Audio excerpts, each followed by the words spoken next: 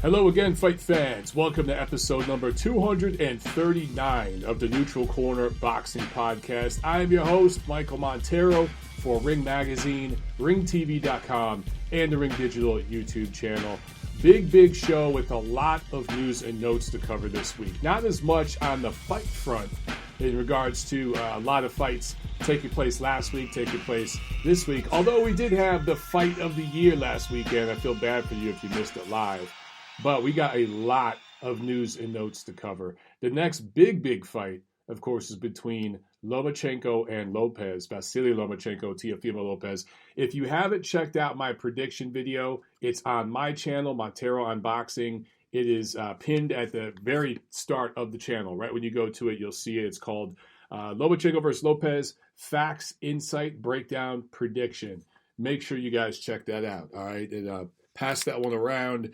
And as always, before I get started with news and notes, I just want to let you guys know, this is, again, TNC 239 for the week of October 10. And, I haven't asked you guys to pay your fee recently. Now, for those of you new to the show, I don't charge a monetary fee for the show. But every now and then I ask you guys to kind of do some homework for me, all right? So I know a lot of you out there can't catch the show live, and you would rather listen to the show on one of my platforms out there, the audio platforms or my YouTube channel, whatever. But even if you can't catch the show live on the Ring Digital YouTube channel, I ask that later on, even if you listen to the podcast version, the audio later, go to the Ring Digital YouTube channel, find TNC, and just give us a quick click, a quick thumbs up. Those thumbs ups, thumbs up or thumbs ups, I don't know what the plural version of that is, but they help, okay? So make sure that you're clicking on the Ring Digital. Make sure you're subscribed to the Ring Digital, that you're clicking the notification bells. But even if you can't catch the show live, check it out later. Just click it. Click the thumbs up. That helps so much, all right? Even if you prefer to listen to the audio version later on in the week, give us that thumbs up. And so this isn't the Manny Pacquiao issue I showed you guys before, right? And I'm telling you, it's a collector's item. Make sure you pick it up. We have a few left. The newest issue is coming out soon, and that has heavyweights on the cover. I'm not going to spoil the surprise. Those of you who follow the Ring on Twitter and everything, you've already seen the photos of the issue. It's another beautiful cover. So we'll talk more about that. Once I receive it, we'll preview that. But the Manny Pacquiao special edition issue is freaking awesome. If you haven't picked that up, make sure that you do. Let me get my live chat set up over here on YouTube. Make sure I'm getting all you guys' messages. All right, we got a few of you on the chat already. We got some thumbs up, some thumbs down. It's all good, baby. Let's get right into these news and notes because we have a lot. By the way, open phones today. We don't have a guest on today because we have so much news and notes to cover. I wanted to have enough time to go over all this stuff. So open phones. Phone lines are open. Call in anytime. All right. You guys know I usually like to do my news and notes, my review preview, have the guest on. Then we take calls. But for today, no guests. So call in whenever you feel if you want to discuss this stuff. So, all right. I got some stuff. Well, let's see. Let's start with the Charlo Doubleheader pay-per-view numbers. This is a big one for the pay-per-view numbers bros out there that love to argue about this shit, okay? And there's different people with their different sources tweeting out different numbers. So there's a lot of misinformation when it comes to pay-per-view. Let me just put it to you this way. In the end, the Charlo Doubleheader Showtime pay-per-view did a little over 100,000 buys. Some people are going to tell you it was double that. Some people are going to tell you it was half that, depending on whatever agenda they may have. The truth is, it's going to be about 100 to 120,000 buys, maybe a little more than that, but just north of 100,000, okay? So if you do the math, the way pay-per-view is structured, less than half of it actually goes to the promotion. It used to be cut right in half, but that's when you were dealing with a cable provider only. Now there's all these streaming services and all these other platforms that people can catch the pay-per-view show on. It's not just on their cable. They could get it on their apps, or I'm sorry, their devices, all that stuff. So it's actually less than half of the revenue that goes to the promotion. So when you cut up the math on this, guys, I would say around $4 million in revenue is what this pay-per-view did, okay? Now, when you keep in mind that there's no live gate and all that, Not that much compared to what some of the numbers you guys may have heard, but there is foreign TV money. There is other money on the back end that's built into this. So just off of pay-per-view buys in the United States alone, though, I'd say around 4 million. But then there are some other streams that will bring in some additional revenue as well. All things considered, some people are calling that show a flop and everything else. I'm really not surprised, man. I'm not surprised at the pay-per-view numbers. I do think that the Gervonta Davis and Leo Santa Cruz fight, which, by the way, I should mention since we're doing news and notes, that has been moved to October 31st. It's been moved from Connecticut down to Texas, the Alamo Dome in San Antonio, which has a seating capacity like 60, 70,000. I don't yet know how many fans they're going to allow to come in, but there will be fans. In fact, I think tickets went on sale today, I do believe. So you guys can start searching for those tickets now. And as soon as I get some links, I'll send that stuff out to you. I might already have it. I just haven't been able to get through all my emails. But I will tweet that stuff out, okay? So what I was going to say, though, is the Tank Davis pay-per-view, I do think it's going to do much better than the Charlo pay-per-view. If you look at Gervonta Davis, he is a name that does move the needle to a certain degree. He's done big crowds in multiple markets, not just his hometown. I was ringside for his fight with Yuriorkis Gamboa last December here in Atlanta, and it was a sold-out crowd. It was a great crowd, very passionate, very into the fight. They came for Tank because they weren't there during the undercard. They were out, getting drinks, doing whatever around the arena, but they poured in for that main event. So Tank Davis, just going off of, now he's never done a pay-per-view, obviously, neither has Leo Santa Cruz, but Tank has done big crowds. Leo Santa Cruz has been involved in big crowds in California. And he had a big fight with Frampton. I think the rematch was in Vegas. The first one was in New York. Although that was mostly Frampton fans in New York. Still, he's been involved in big crowds. So both of these guys combined, I actually think that pay-per-view is going to do north of 200,000. But for people out there that are saying, the Tank Davis pay-per-view is going to do 400, 500,000 pay-per-view buys, I just don't see that, man. Guys, the pay-per-view model in America, in boxing, is over. The way that it was in the 90s, the early 2000s, and even up through the Floyd Mayweather era, it's not going to work anymore. What boxing has to figure out is how to take web traffic and social media traffic, app traffic, Twitter, Instagram, all that stuff, and turn that into dollars. The one fighter who was able to do it was Floyd Mayweather because he started in the pre-social media era. He started in the old pay-per-view model era where it was still really the only show in town, if you think about it. And then he transformed, or I shouldn't say that, he developed and grew and prospered during the social media era. So what Floyd was able to do was take all of his social media followers, his minions, his cult-like followers and supporters on social, millions of them, and get them to buy into the pay-per-views. Floyd lovers bought the pay-per-views. Floyd haters bought his pay-per-views. But he was the last guy, and really the most successful in this entire era, obviously, to pull that bait and switch, to get followers of his on social media to pony up 70, 80 bucks to watch him fight Robert Guerrero, Andre Berto, those types of fighters, right? Victor Ortiz. He was that guy.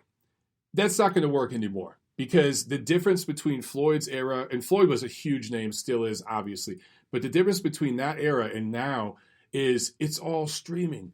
Everything is streamed. So what boxing has to figure out is how to get guys with big social media followings, which Gervonta Davis has a big social following. Deontay Wilder obviously does. Ryan Garcia does. There's several boxers I can name that have these big social media profiles, and even some large profiles in certain elements of the media. Deontay Wilder was on some reality TV shows, so he has an audience there, right? In the hip-hop community, there's some crossover there. So, how can you take that traffic and that attention and turn that into dollars? You're not going to do it through the old pay-per-view model. That ain't going to work. They've got to figure out a new way to make money from that web traffic. And then the one other thing, relating to this subject. A lot of people say, well, what about the UFC pay-per-views? The UFC pay-per-views are doing these big numbers. Not huge, not doing millions, but they're doing more than boxing's recent pay-per-views. Why are they able to do that? Well, that's because here in the United States, and I know you guys over in the UK and stuff, you have a different structure over there. I'm not talking about the way your pay-per-view model is structured. I'm talking about here in the USA. With UFC, the financials of it are very different. Their split is very different with the networks and everything else. I've talked about this a million times too. Your UFC is the promoter, the sanctioning organization, the regulatory officials, all of that wrapped into one. They really, really are. In boxing, you have a million different platforms and different sanctioning organizations. It's almost ridiculous to compare the two. But with pay-per-view, I think the biggest thing that UFC does well, on top of the way they market their product to the casual sports fan, is they structure it so that businesses can buy in. I'm not going to go down, give all the details of how it works in boxing, but for Joe's Sports Bar in Omaha, Nebraska, if they want to show a pay-per-view, they have to pay so much more money, particularly if they have multiple TVs. If it's a sports bar that has 20 TVs or something, they have to pay so much more money to put on a boxing pay-per-view versus a UFC pay-per-view. It's not even funny. Guys, I'm talking tens of thousands of dollars for some of these small businesses, these sports bars and stuff, these restaurants, like a Buffalo Wild Wings or something. Tens of thousands of dollars difference buying a boxing pay-per-view versus a UFC pay-per-view. I think that's huge, and that's where UFC is absolutely crushing the shit out of boxing, because these businesses can get the UFC pay-per-view. It's infinitely cheaper. They don't have to charge a cover to their clients to come in. So guys, casual fans that don't really watch UFC every week or whatever, they know some of the big names, right? If Khabib is fighting or Conor's fighting, whoever. And hey man, let's hit the sports bar after work. You know what I'm saying? After we get done with our job, let's walk a few blocks downtown to the sports bar, check out this UFC fight, get a few beers and some wings. If a sports bar wants to get the boxing pay-per-view, if they want to pick up the Tank Davis, Leo Santa Cruz pay-per-view, they're going to spend tens of thousands of dollars more in a lot of cases. And they're going to have to charge people to cover $20 or whatever. So that same casual sports fan, that dude wearing a collared shirt, working a bank job, some dude named Tucker or something, he don't know who the hell Gervonta Davis is, or Leo Santa Cruz, or Jermell, or Jamal Charlo, or Sergey Derevyanchenko, or Jason Rosario. He doesn't know who these people are. And you're going to charge him $20 and say, man, screw that. I'll go home, or I'll go to the other sports bar where they're just showing the college football game or something. That's where boxing loses the casual fan in America big time. That's one of the things with pay-per-view that a lot of people don't talk about. And I apologize to any of you named Tucker. It's a fine name. Just in my mind, I'm thinking of a white-collar banker working downtown wearing a pink collared shirt and some salmon pants or something named Tucker. Yes, that's a stereotype. Sue me. Okay. Let's see. What else? What other news? Who else can I offend today? Okay. Canelo Alvarez reissues his lawsuit, his breach of contract lawsuit against Golden Boy Promotions and DAZN. Does this surprise any of you? It sure as hell doesn't surprise me. We saw this coming, right? We know. Look, it looks more and more and more like Canelo wants out of that contract with Golden Boy. And I know a lot of people are saying that that's going to bury Golden Boy Promotions. What would bury Golden Boy is if they have to pay money to Canelo. But if they can break off the contract, or Canelo can buy his way out, or somebody could sign Canelo and shove some money Golden Boy's way or something, I actually think Golden Boy will be all right. They got a couple young fighters, Virgil Ortiz, Ryan Garcia's hanging on by a thread, but they still got him, and a few others where at least regionally in California, Texas, Arizona, that part of the country, they're going to do okay. Will they be a global boxing powerhouse without Canelo Alvarez? No, they won't. Because Canelo is obviously their big star, their big moneymaker. He's the top earner in all of boxing right now. So without him, that hurts their business a lot. And they kind of go from an A-level promoter to, I guess you call them like a regional promoter. Not a club promoter, to be above that, but it'd be more of like a regional player, West Coast, regional player in boxing, unless they can keep Ryan Garcia, keep him happy, and he becomes the next guy, or Virgil Ortiz. They have potential. But is this going to crush their business forever? No. It's the same thing with DAZN. If Canelo and DAZN split, and that remains to be seen. Canelo's beef is mainly with Golden Boy Promotions, honestly. But if Canelo and DAZN part ways, DAZN's going to be all right too. They've got other fighters, other stars, and they're catering to the diehard fight fan. It does change their business a lot, though, and they'll have to make big adjustments real quick. But none of this surprises me. It looks like Canelo is going to be out of the ring completely for 2020, which is a damn shame. But this whole year has been a damn shame for the most part, let's be honest. All right, boxers behaving badly. Sergey Kovalev, the Crusher. Unfortunately, Crusher, that I guess includes women and dogs, if you would believe this woman's report. So he received 3 years probation for allegedly assaulting a woman and even kicking her dog. I guess this was at a party, a get-together. There was a gym opening up, I believe Oxnard, California, don't quote me on that one. It's somewhere in the greater Los Angeles area. There was a gym opening. I don't know if it was during one of Sergey's camps, right before, right after, whatever. But he allegedly punched this woman when she refused him sexually, and he kicked her dog. Now, is there any proof of this? No. There's not a shred of evidence as far as I understand, because the woman claims some facial injuries, but again, correct me if I'm wrong on this, but I've never seen any photos or videos or anything like that surfaced. So it's her word versus his word, but he does have a history of this. And I think 3 years probation, that's a slap on the wrist, right? And then I think he had to pay like $200 and something in court fees.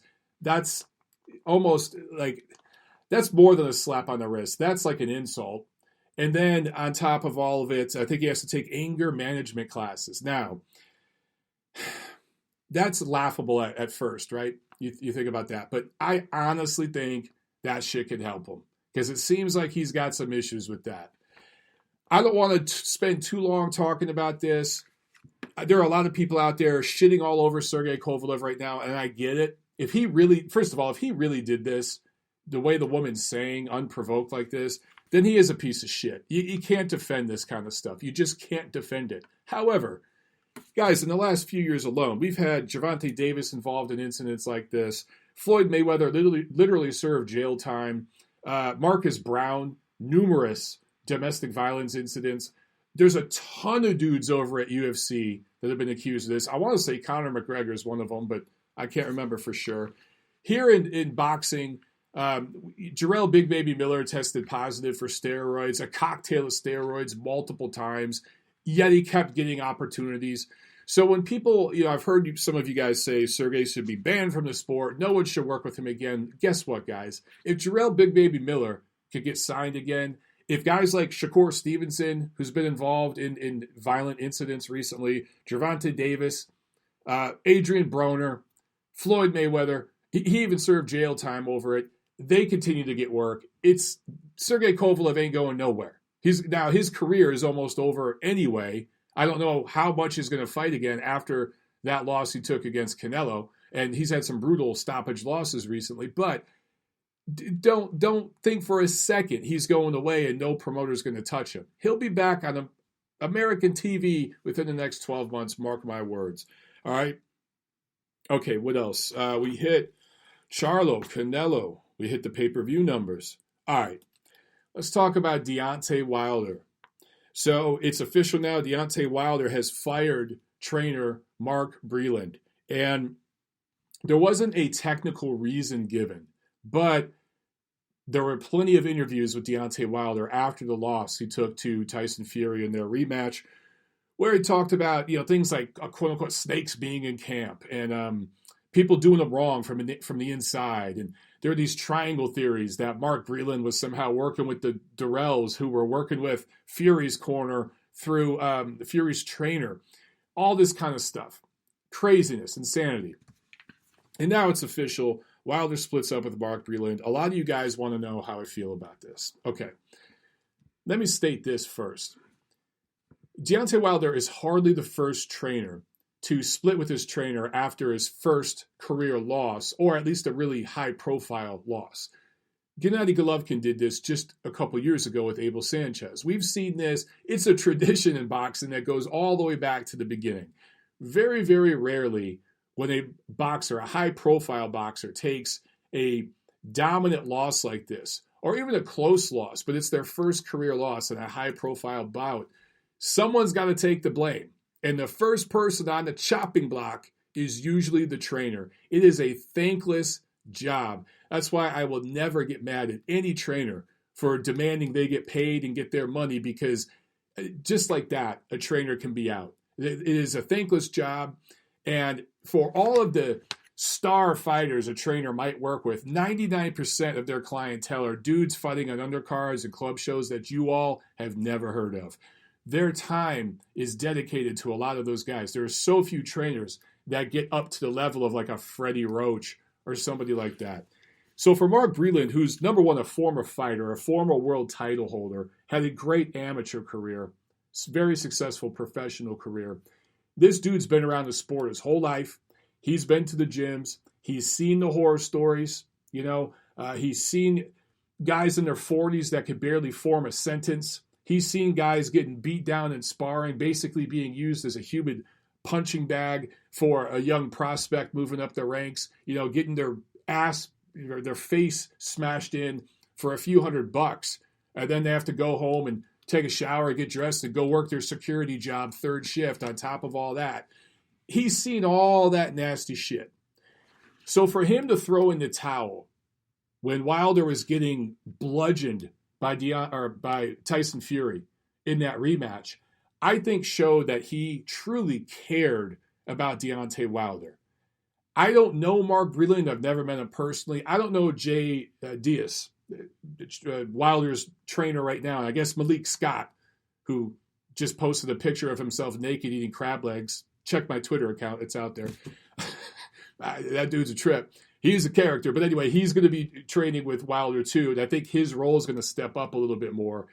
He was kind of a gatekeeper level heavyweight forever. Just basically a chief sparring partner for everyone in the last generation of heavyweights. He's going to be there in that corner as well. I don't know any of these people personally, okay? I don't. So I don't want to make any moral judgments on anyone's character or anything like that. But if it were me, if I was Deontay Wilder and I was saying, hey, man, don't stop this damn fight. I want to go out on my shield.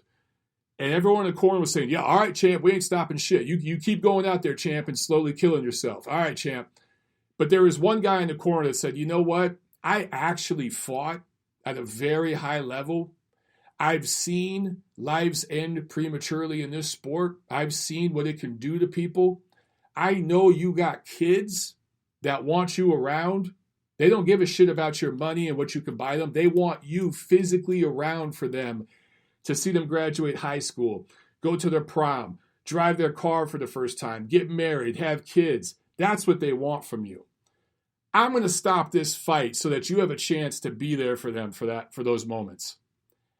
That's the guy I'm keeping in my corner. The other guys are like, all right, champ, just make sure that check is made out to me so I can cash this. I'm a little more leery of those guys in my corner. Now, again, I say all this saying I don't know anything. I don't know these people personally. I'm not trying to make any moral judgment. I'm just telling you, the limited experience I've had around this sport, covering it, I've seen some horrible horror stories. You guys know I've seen fighters die right in front of me, okay? So the dude that pulled the plug on that fight and said, champ, let's get better, let's come back, let's live to fight another day. We got the third fight. It's in the contract, dude. You got it. Tens of millions of dollars. We're going to be back. You could avenge this. That's the guy I want to keep in my corner and on my team. So that's how I feel about this situation with Deontay Wilder and Mark Breland. Let me say this too. I've taken a lot of heat for being critical of Deontay Wilder at times over the last few years. As Deontay Wilder turned from this sweet country boy fighting for his kids and all this to this mythical godlike personality for certain people on YouTube. He really did become like a living deity to some people. He really, really did. And that's why they freaked out when he lost earlier this year. They lost their shit because their living Jesus or living Allah, whatever you believe in, lost. And they couldn't understand it, right? To this kind of goofy looking dude with a little bit of a beer gut, who doesn't look that athletic on the surface, but moves really nimbly, and they just couldn't understand it.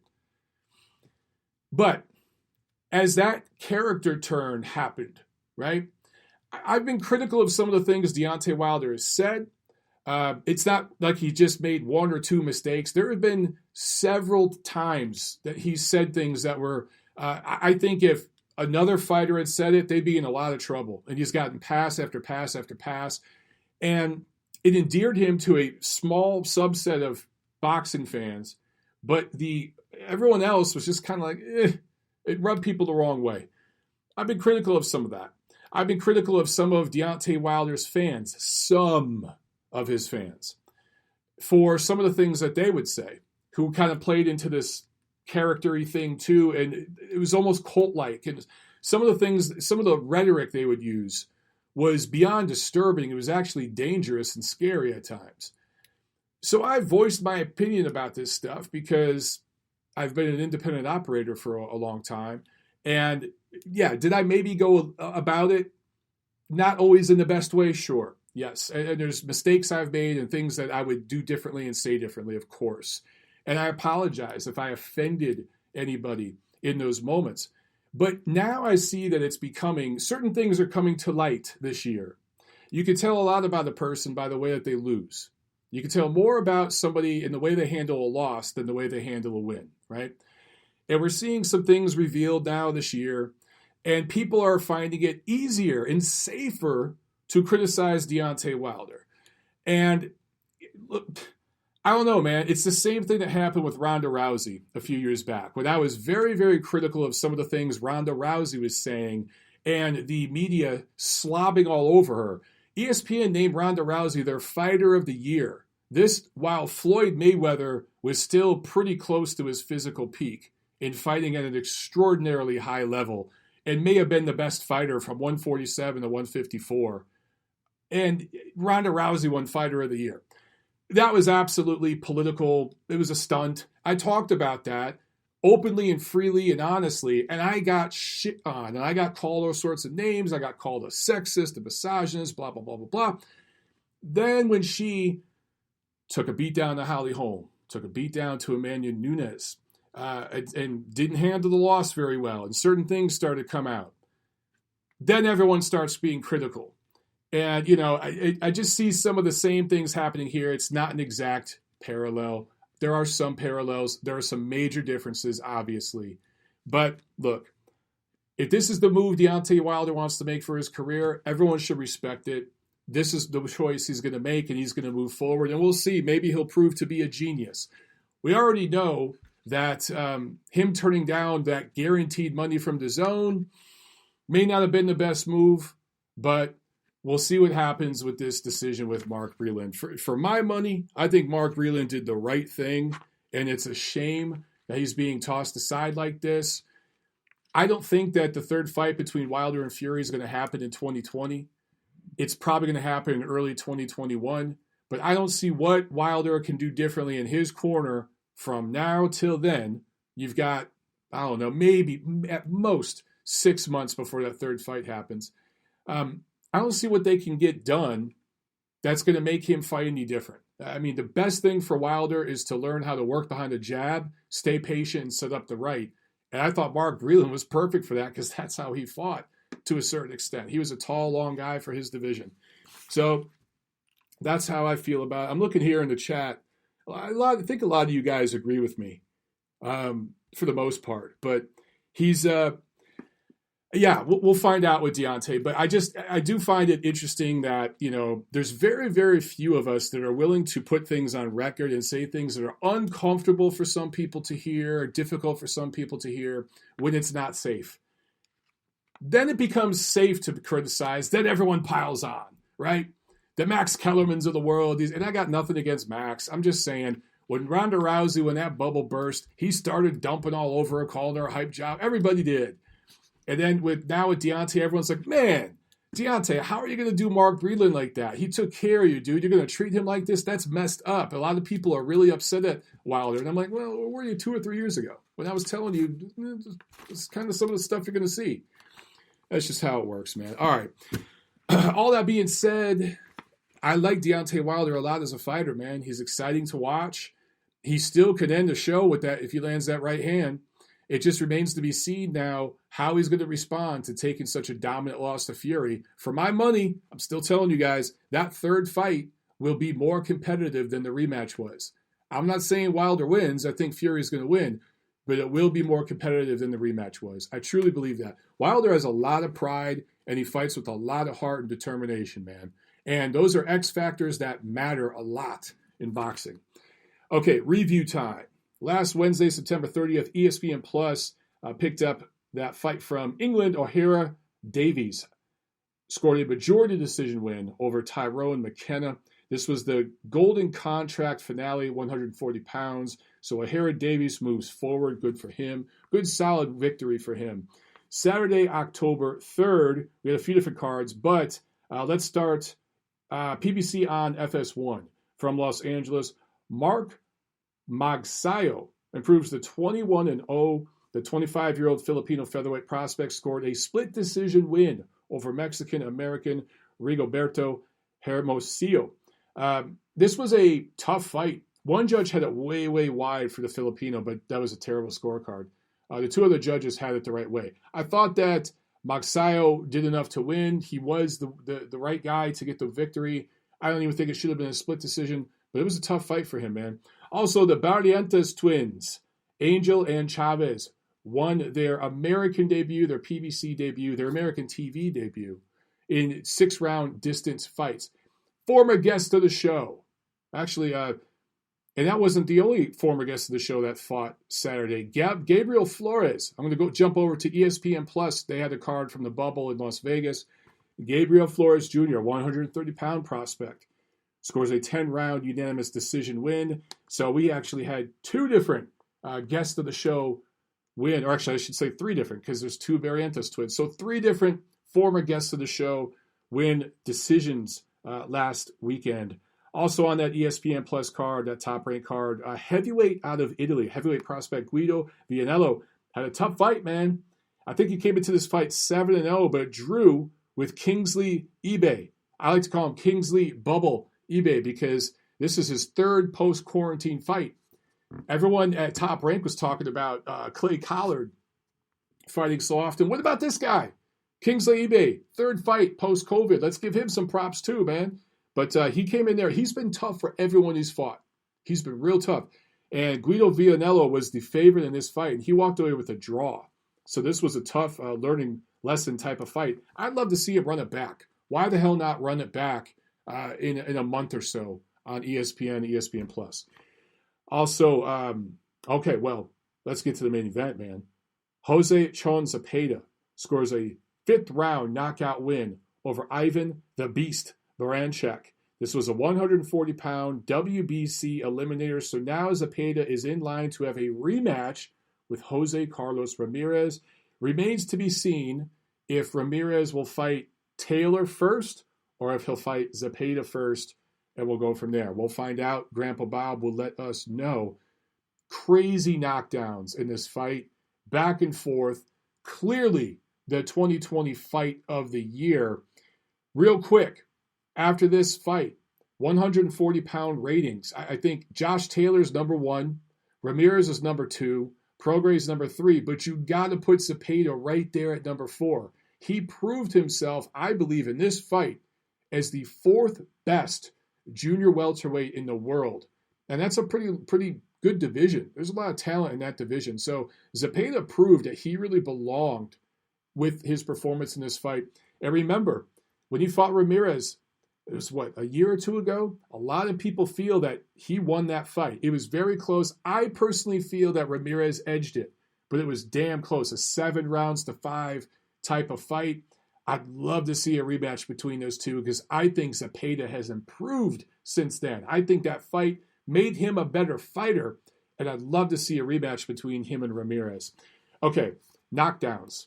Okay, this is going to take a minute to get through all these knockdowns, guys. In the first round, Zepeda was down twice. Now, I should say, both of those knockdowns to me look like clubbing kind of shots from Baranchyk that were awkward. Zepeda was off balance. He went down, but he wasn't hurt. He wasn't hurt. It's important to remember that, okay? In the second round, Zepeda was down again, but he also dropped Baranchyk twice. Referee Kenny Bayless missed it. And before the broadcast, they talked about the Nevada State Athletic Commission updating their rules and their protocols.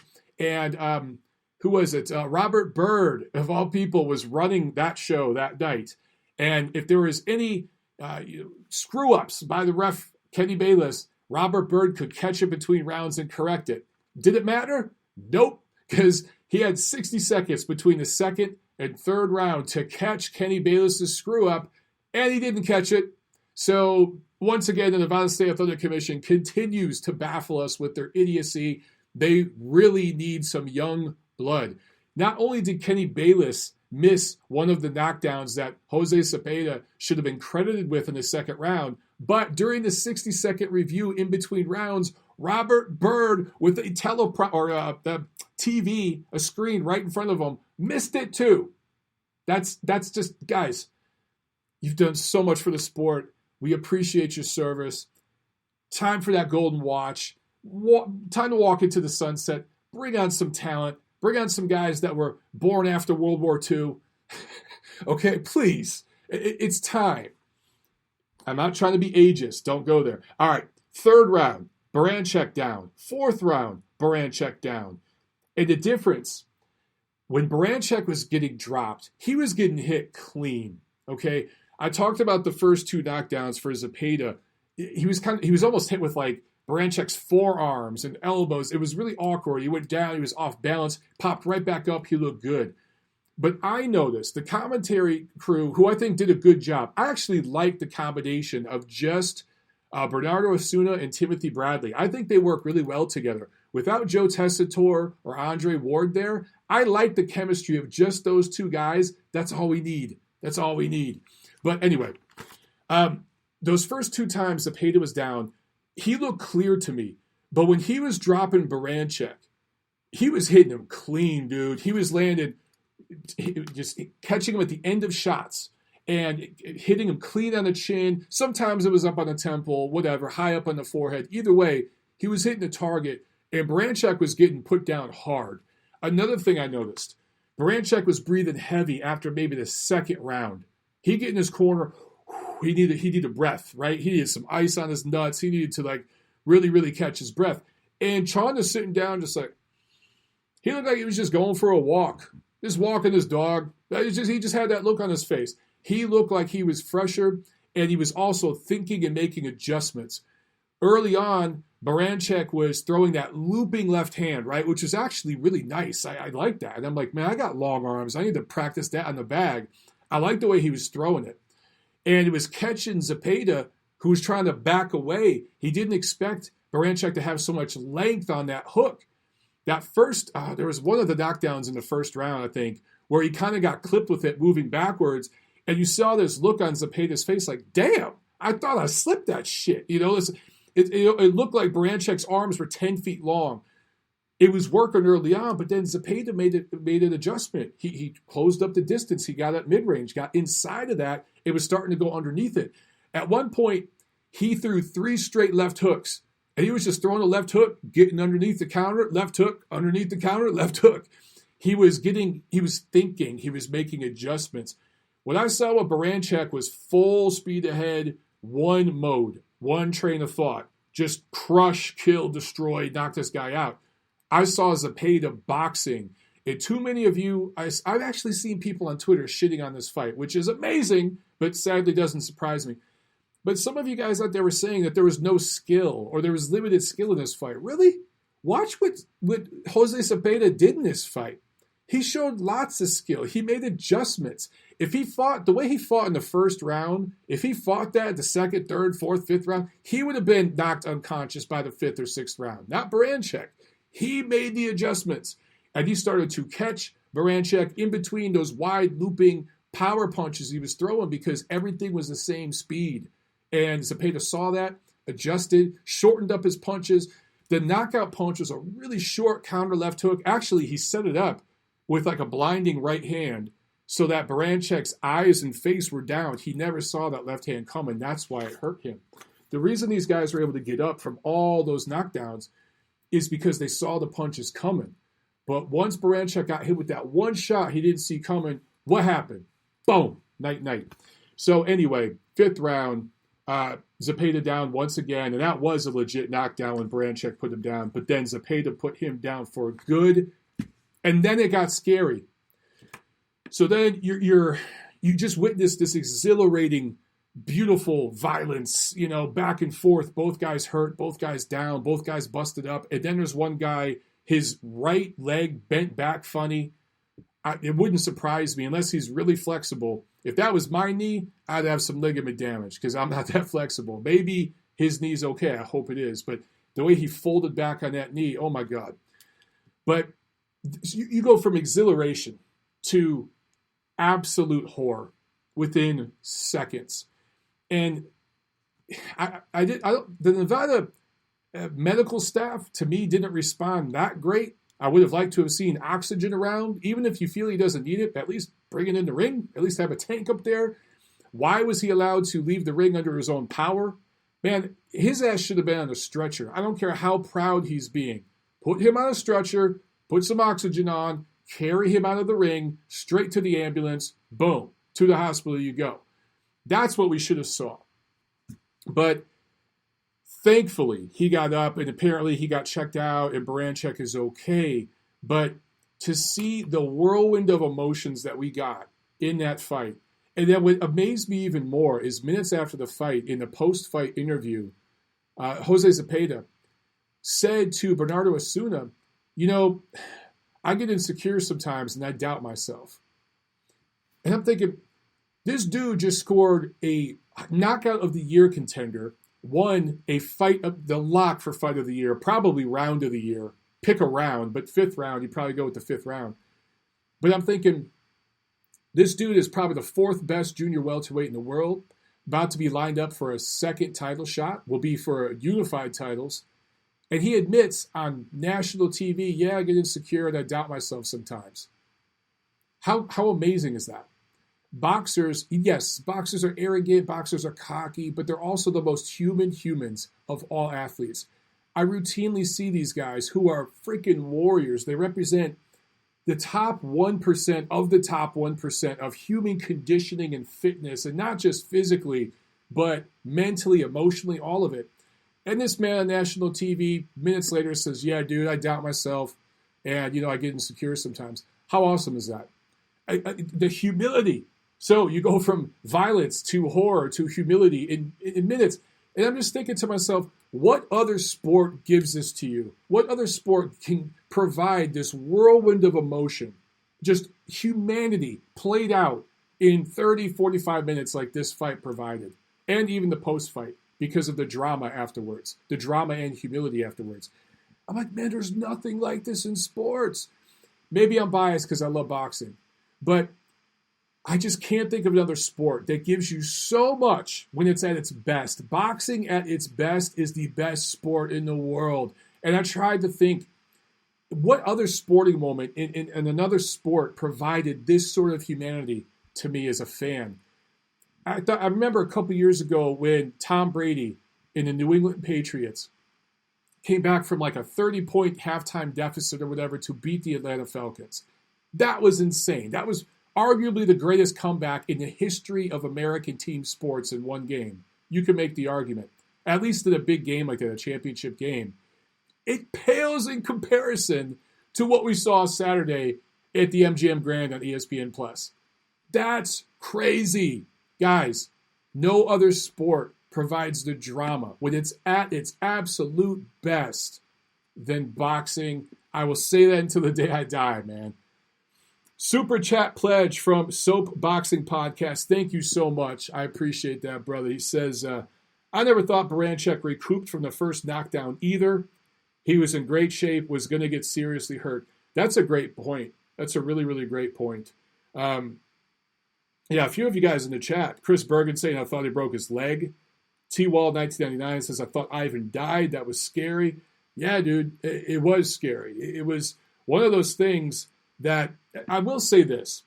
I didn't predict the knockout the way it happened, but second, third, fourth round, I saw a pattern taking place where I saw one guy throwing the better punches, breathing, was relaxed, was thinking, was making adjustments, and he was landing his punches more flush.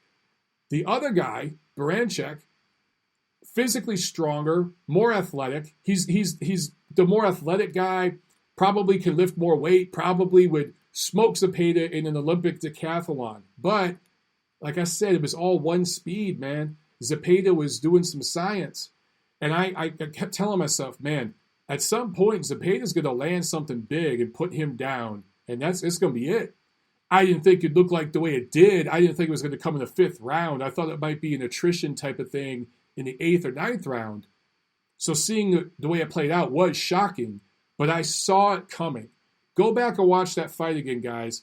So I mentioned that because a lot of people are calling this better than Castillo Corrales, and it wasn't, okay?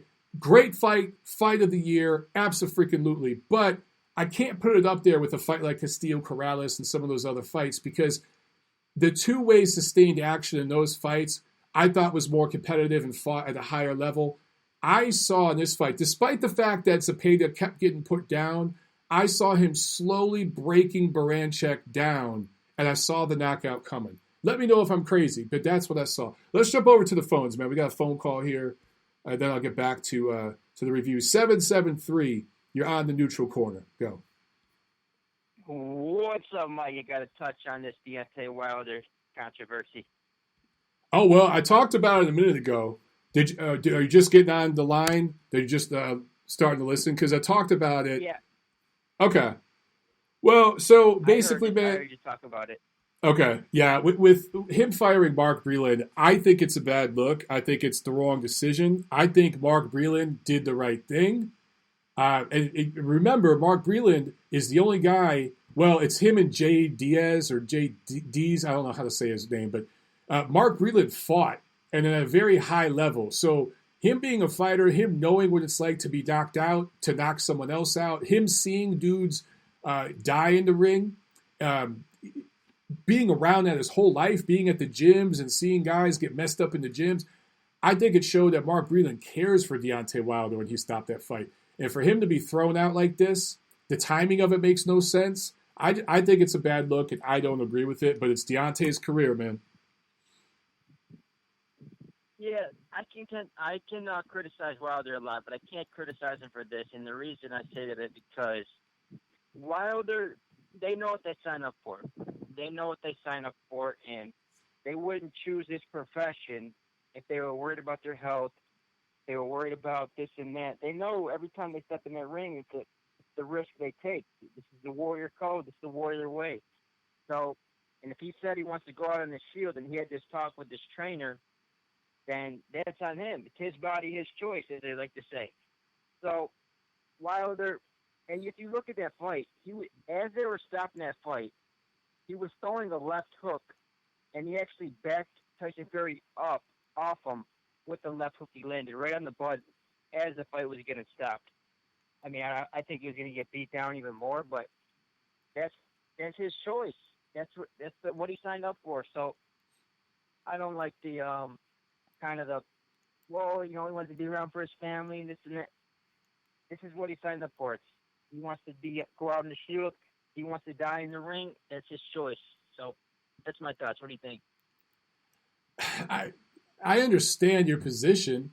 I just think that a trainer's job is to protect a fighter. A trainer's job is not to let a fighter die.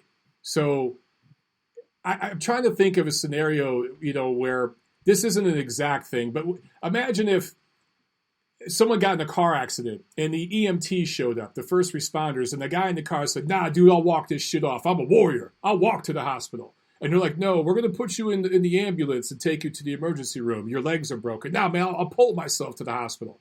The EMT is going to take that dude against his will and throw him in the ambulance and drive him to the hospital.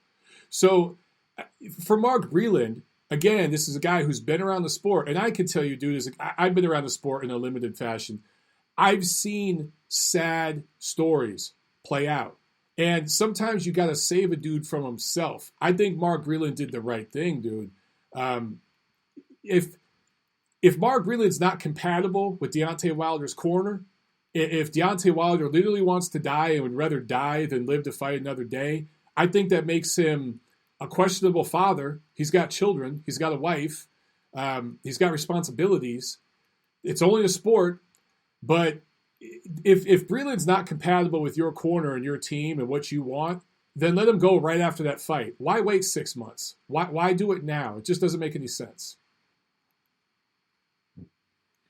Yeah, I can see the timing of it, but we don't even know if that's the reason why he fired him. It could be because he wasn't prepared. He got beat down, just like in Tyson Fury. He switched trainers, so we don't know exactly that's the reason why he fired Breland, because of the stop. It could be just he wants to try something new. He wants to get a new look, new trainer.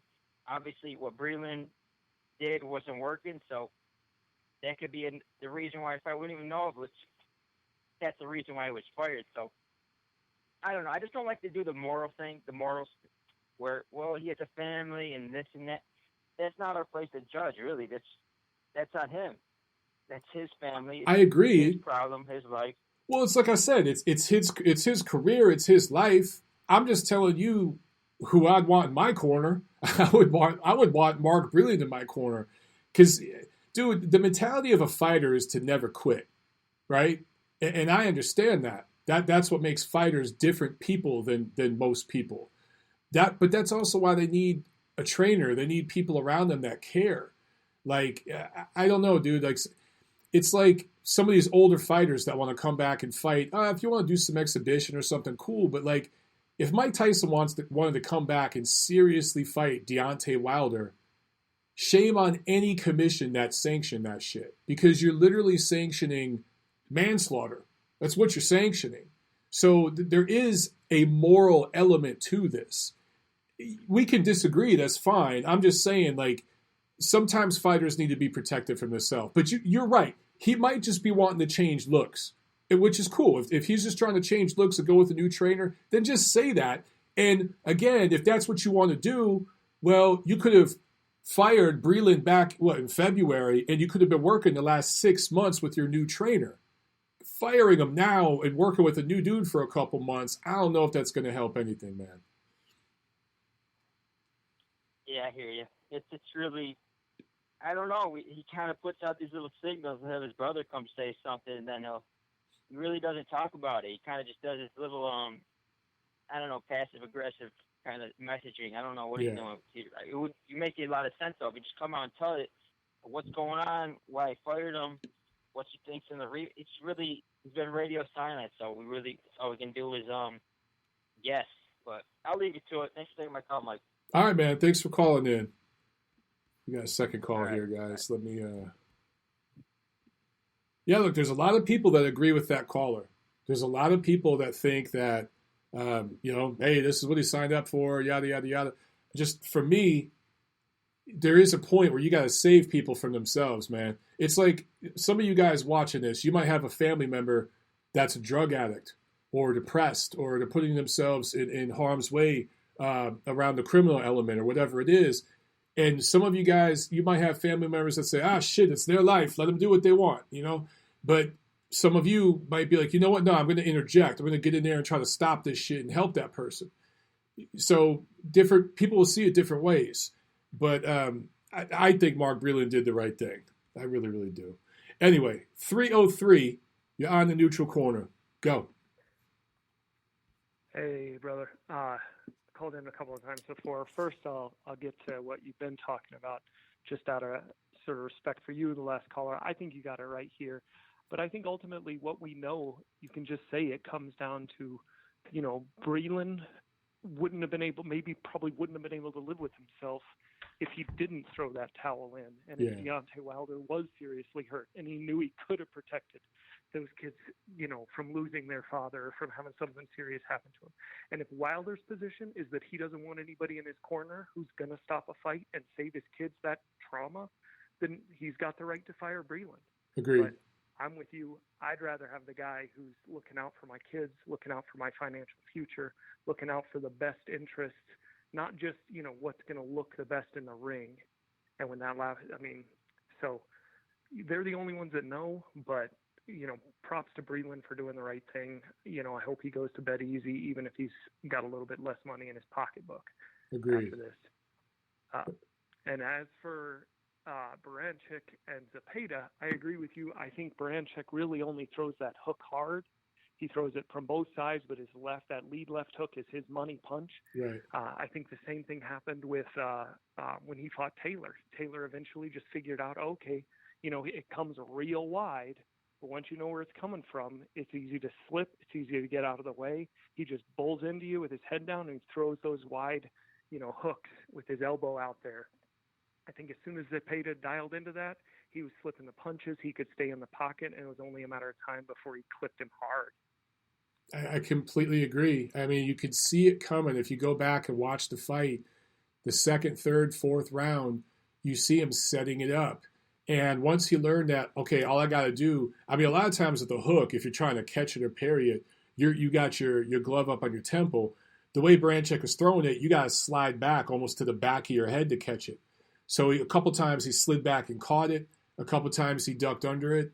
But yeah, you're right. Once he got inside of those punches, Baranchyk still did well and still dropped Zepeda because he is so physically strong. Pound for pound, he's one of the stronger guys out there right now in boxing. He's a strong dude. And you could see that in the ring. He was moving Zepeda when he'd land. Even if Zepeda blocked it, it still pushed him back. But Baranchyk was also getting hit in the chin over and over and over, and it finally took a toll, man. Yeah, and props to Zepeda for just standing in the pocket because, he could have kept backing up, tried to keep him at the end of a jab, because Baranchyk doesn't really throw that jab. He leaps in with that hook, and he probably wouldn't, it wouldn't have been as good of a fight. It wouldn't have been that, knockdown after knockdown after knockdown, but he wanted to stand in the pocket. He wanted to go toe-to-toe with him, and he thought he'd outlast him. He was right.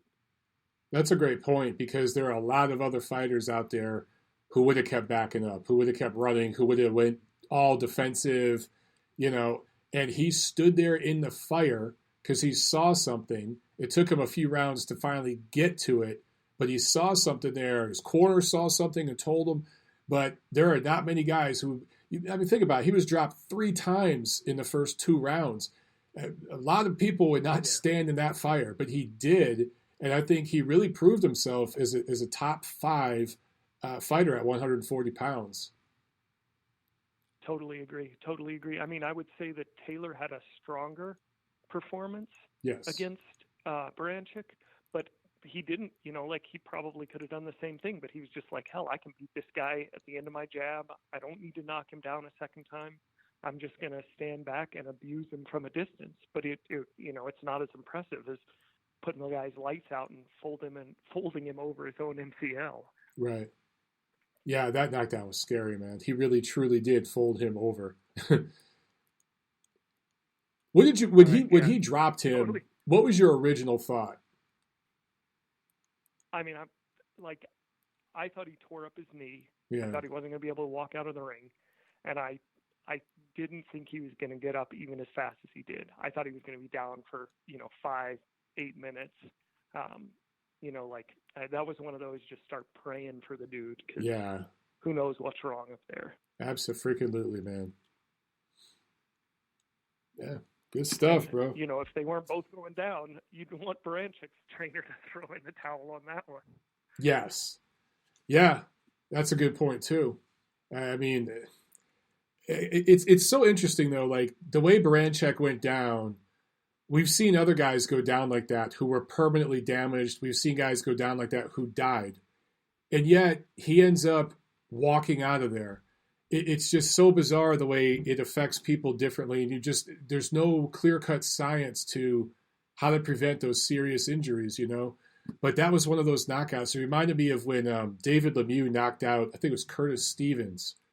I think Lemieux was back on the ropes and hit him with a counter left or something. Or when Canelo knocked out James Kirkland. It was just one of those collapsing kind of knockouts. Or when he knocked out Amir Khan. And you see some of these guys just walk away. And you're like, holy shit. But you just never know. You know, it was just really scary. Really scary. Yeah. Yep, totally agree. Thanks for taking the call. All right, man. Thanks for calling in, bro. Right. Okay. Peace. Yeah, good points. Good points. Okay, let's back to the review. Sunday, there was boxing on Sunday, October 4th. Joshua Buatsi kind of had a little bit of a gut check in this fight. His eye was busted up a little bit, had to fight through adversity for the first time as a pro. TKO 7 win over Croatian Marko Kalic. That was his first professional loss. Dropped him in the 7th before his corner threw in the towel. Did the right thing. So Buatsi is legit. Okay, he is definitely one of the top prospects in boxing right now. I'm pretty high on Buatsi. I'm not as high on him as somebody like, let's say, Jaron Boots Ennis or someone like that. But he's certainly up there. One of the top prospects in boxing. Definitely the best prospect at light heavyweight. He's 13-0 with 11 knockouts right now. Definitely one to keep an eye on. Had some adversity in this fight. Pushed through it. That's a learning process. That's like a step up the ladder. He just needs to keep that up, man. All right, quick preview, guys. Let's see. We got a few different fights. Wednesday and Friday. Let's see. I'm just doing a time check. Okay. Wednesday, October 7th. Mohegan Sun Casino, Connecticut. Showtime. This is Showbox. They are back. Charles Conwell, another friend to the show, former guest here on the show. 12-0 from Cleveland, Ohio, going up against Wendy Toussaint, who is also 12-0, a native of Hawaii who now lives on Strong Island, Long Island, New York. That is the return of Showbox. And another friend of the show will be hosting it, none other than Raul Marquez. All these friends of the show, all these former guests are getting busy and getting in the ring, doing their thing, or they're calling fights. I love it. I love it. Awesome. Good stuff. Friday, October 9th at the MGM Grand, ESPN, back inside the bubble. Emmanuel Navarrete going up against Ruben Villa. This is a pretty interesting fight. A lot of people are excited about this one.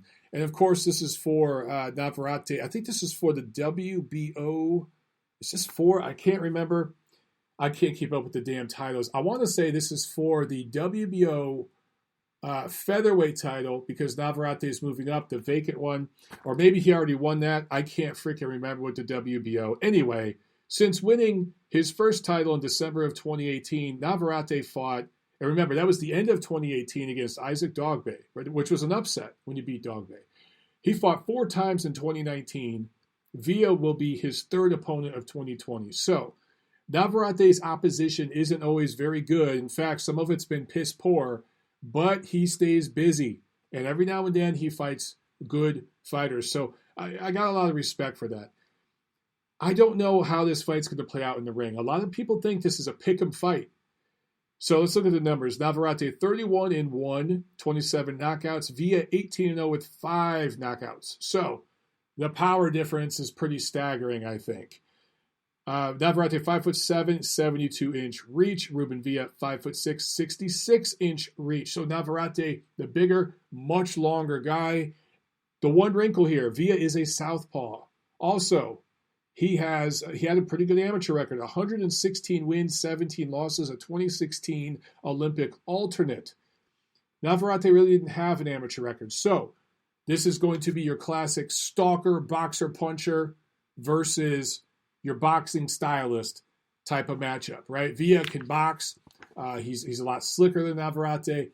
However, I just think Navarrete is too big and strong, and he's going to wear down Villa. Will he stop him? It's possible he could stop him late, very possible, or it's possible he could just grind out a workmanlike, fairly decisive, fairly one-sided decision win, a 116, 112, 117, 111 type of win for Navarrete. That's what I see here. Oh, and also, I should mention on that Showtime card, I like Conwell big against Toussaint. Even though they have the same record, Conwell, of course, that great amateur record, the Olympics, all that. And he's fought the better opposition just overall. So I like Conwell to win big and score a stoppage win against Toussaint. This Saturday, October 10th, we were supposed to get a really good matchup on Showtime, Lipinets versus Abdukakharov, but that has been moved to October 24, still on Showtime. Abdukakharov had visa issues. So we're still going to get that card. It's just being pushed back a couple of weeks, okay? So nothing really big on Saturday, although in Quebec, David Lemieux is fighting. In London on BT Sport, Liam Williams is fighting. And Nico Hernandez out of Kansas fighting on a bare-knuckle boxing card.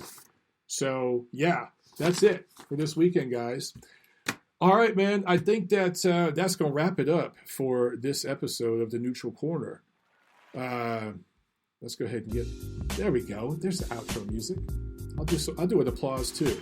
Let's see, what else can I do?